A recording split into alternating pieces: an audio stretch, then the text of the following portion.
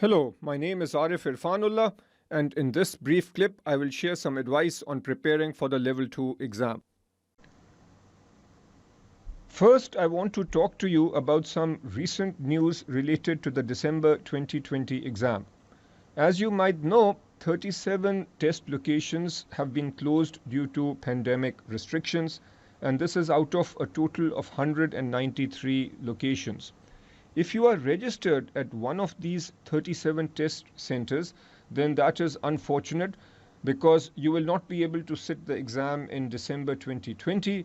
You will have to defer your exam to the next available date in 2021. And this will be a computer-based exam, so you will have to get used to that. Clearly, if you are registered at one of these locations, you are impacted, but so are thousands of others.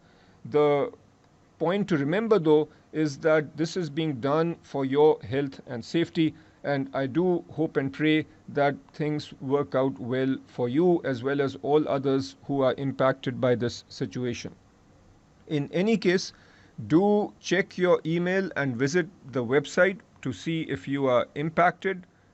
More exam center closures might still happen, so be on the lookout for updates if your city is suffering from pandemic restrictions.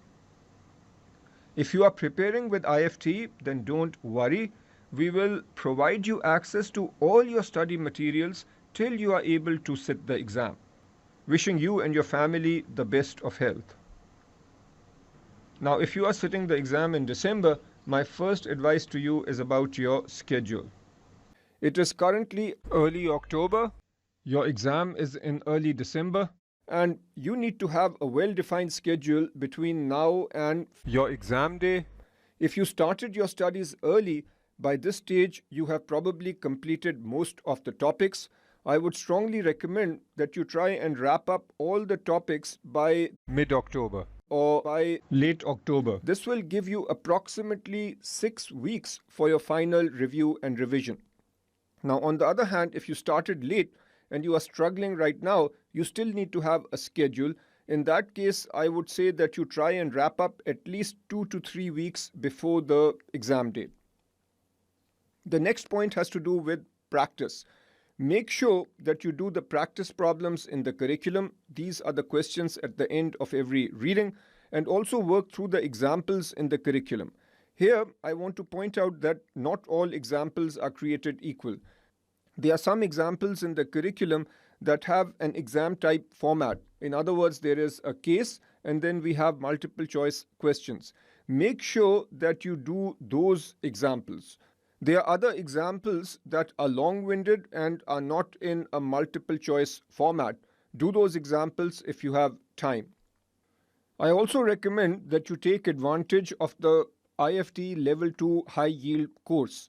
This high yield course has two components. We have high yield notes and high yield videos.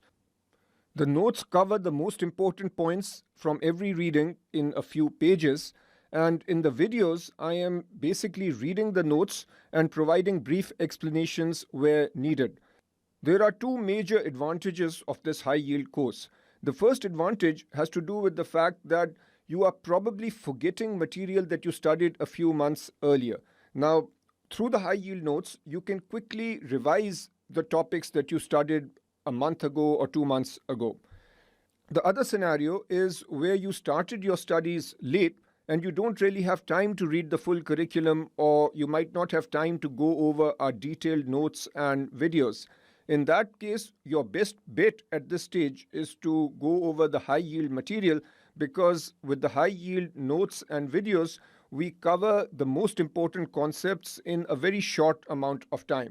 Now, obviously, this high yield material is also high risk in the sense that if you started your studies late, there's no guarantee that you can use this high yield material and pass, but it certainly maximizes your chance of passing given the situation you are in now. As part of the high yield course, we also identify some important practice problems in the curriculum. You'll notice that at the end of every reading there are several questions, and you might not have time to do all these questions. Or you might have done these questions in the past and you want to just do a few questions now to make sure that you remember the important points. So, to help you, what we've done is identified a few core questions from every reading.